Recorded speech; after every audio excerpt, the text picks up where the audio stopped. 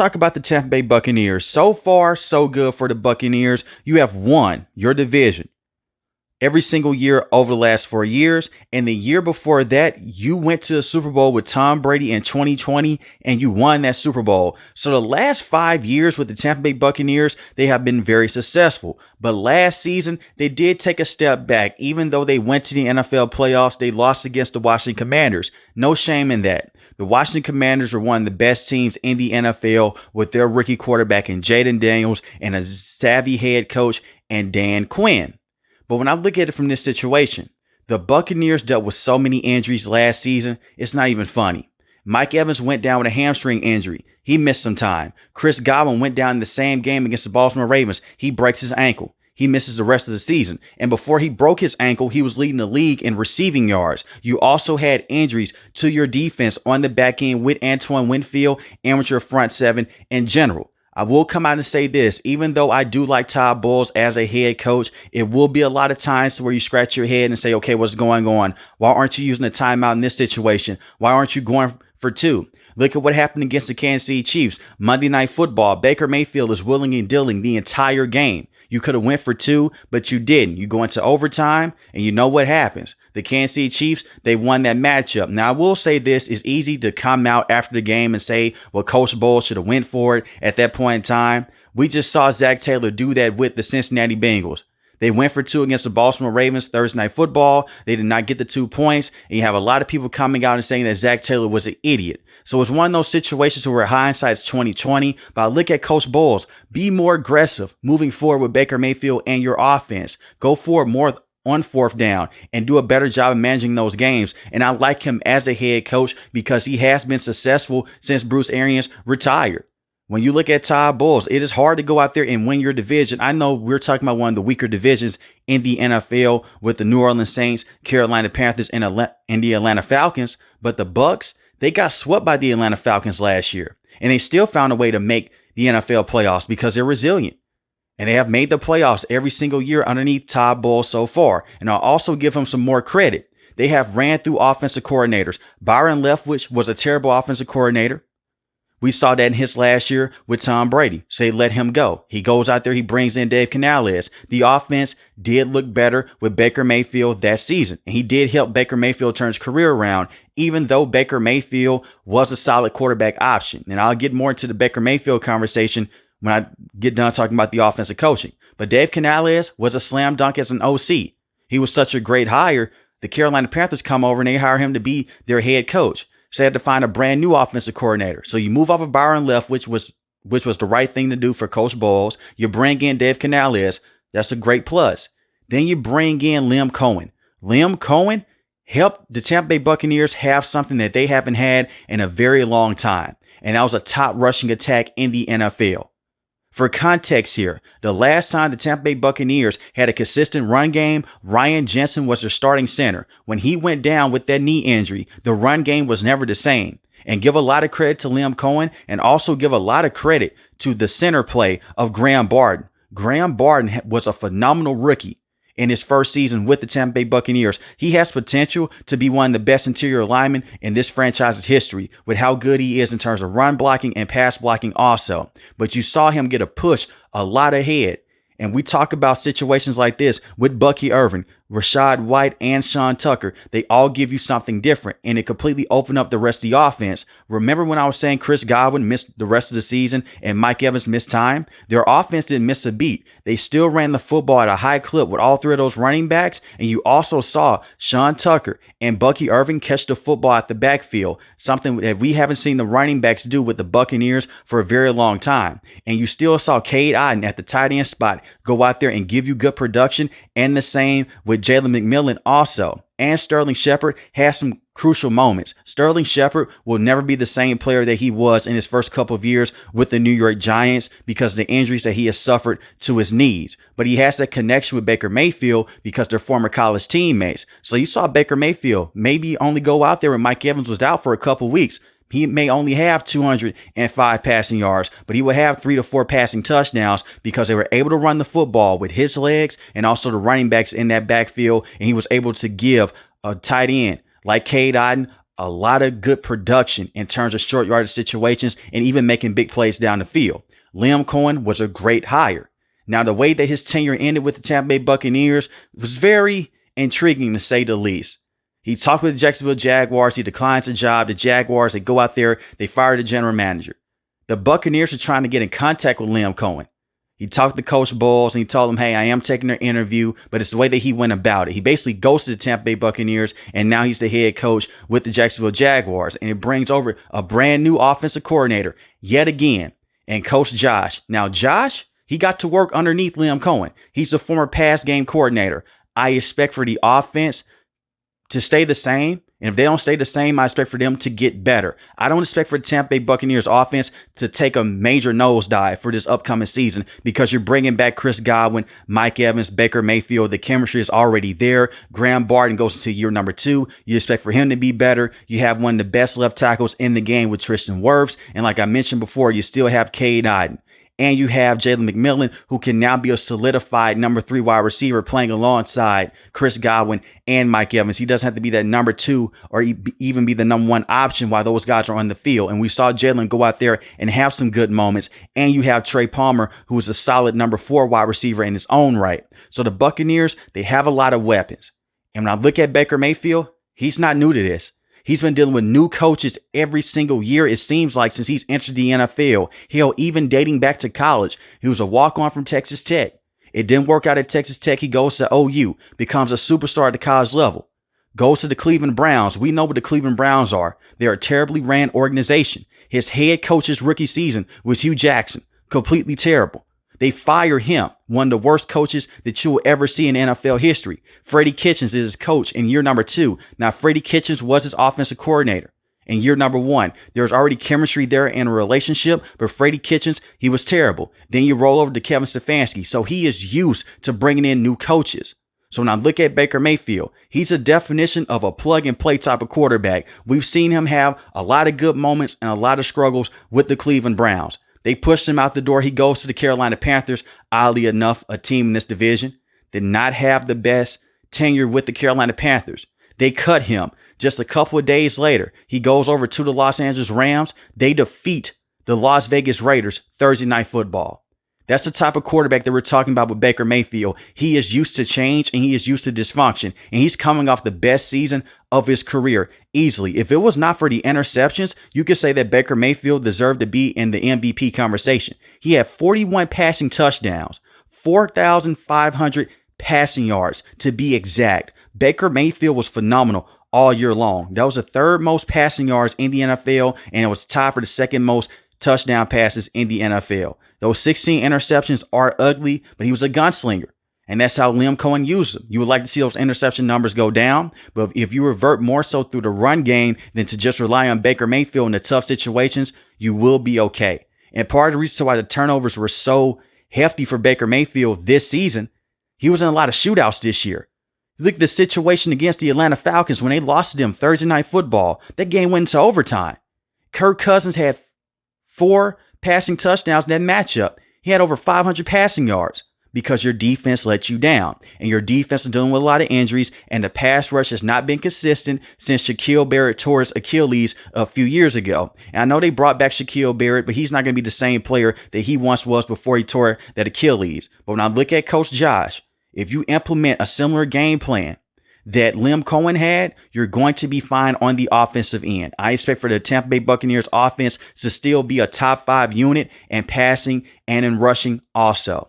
But when I look at this defense, it's time to step up. Now, you are bringing over Hassan Reddick. Hassan Reddick is coming off a career year in terms of being a bad player with the New York Jets. He only had 1 sack, but we have to bring in some context here. The reason why his year was so bad, for one, the Jets, they were completely ran into the wrong direction with Woody Johnson. You fire your head coach after a couple of games. You bring in Devontae Adams. It's basically the Aaron Rodgers show with the New York Jets. But you have Hassan Reddick, who wanted to stay with the Philadelphia Eagles, but he wanted to be paid more. So the Jets, they spent a draft pick on him. They said, bring him over. He held out of training camp. All the offseason workouts, he held out. He even missed games during the regular season. They did come down to a contractual agreement when he fired his agent. But by the time he came on the field, he looked out of shape and he did not look the same. He did have a couple of good moments with the New York Jets on the back end of the season, which is expected because he's playing more games, more reps. His body's getting used to the contact yet again. We could talk about how these players practice in the offseason, how they work out. Nothing will prepare you more than actually going out there and playing the game at certain positions.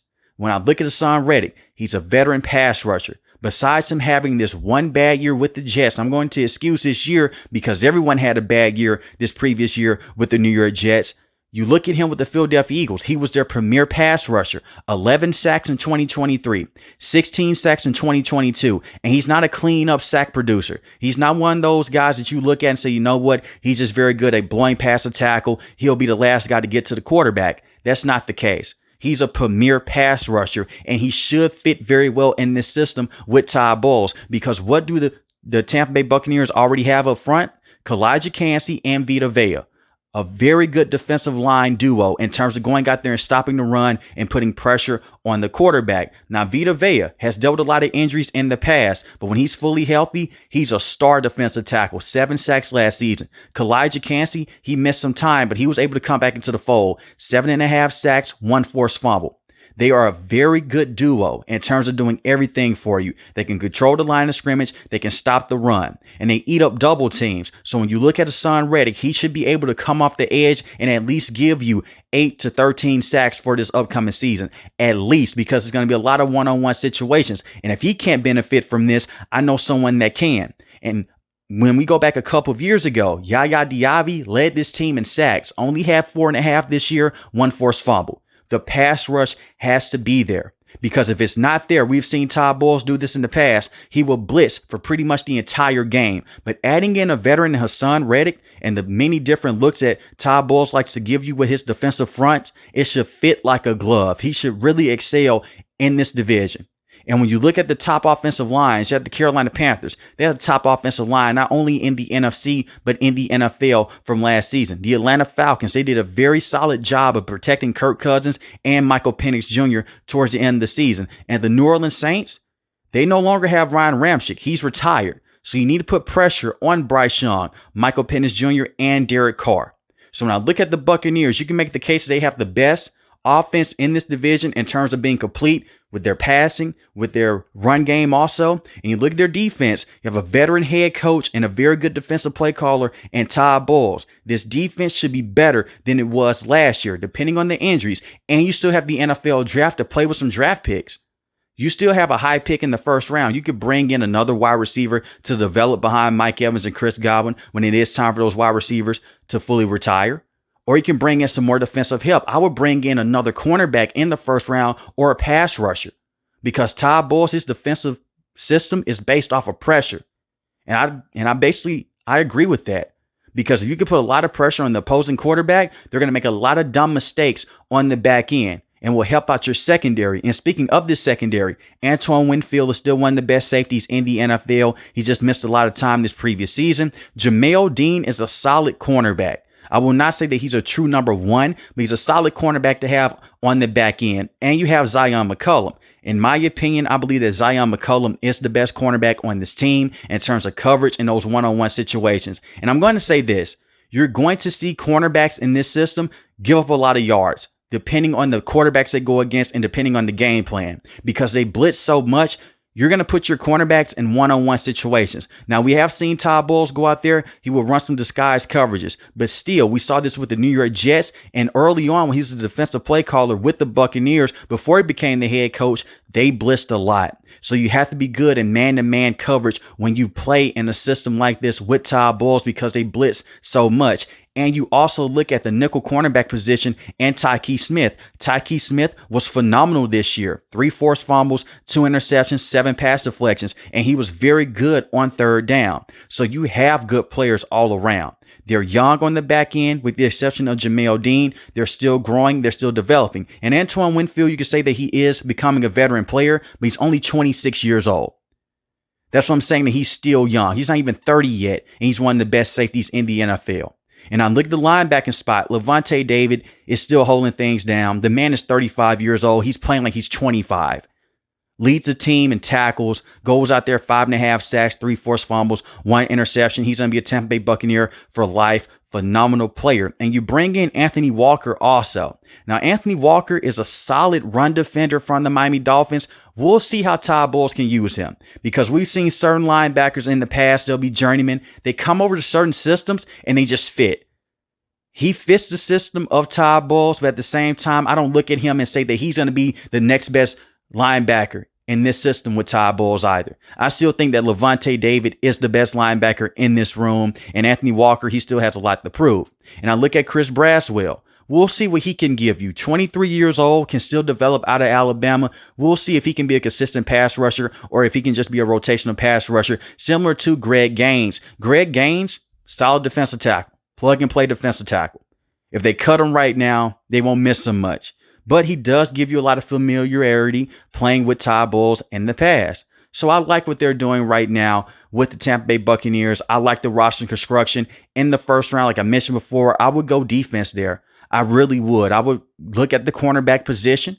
And if an offensive player does fall down to you at the tackle position, you could bring in a tackle. I look at Luke Gadecki. Solid tackle, but you can bring in someone else behind him to be depth, and eventually when you want to move on from Luke Gadecki, he can come in and he can be a starter for you.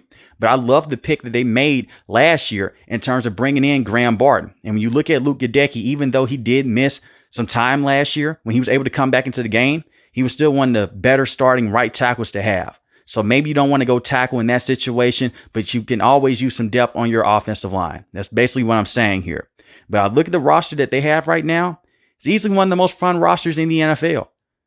What really hurts the Tampa Bay Buccaneers are the fact that they get into the turnover battles with Baker Mayfield, and they also have a lot of injuries. That's it. They need depth on defense. They can use some extra offensive pieces around Baker Mayfield, but this is still the team to beat in the NFC South. Now, I'm saying this before we have even gotten to the NFL draft, because I look at the Atlanta Falcons, even though they swept them last year. Can Michael Penix Jr. go out there for an entire season? Can he be consistently good? We'll see.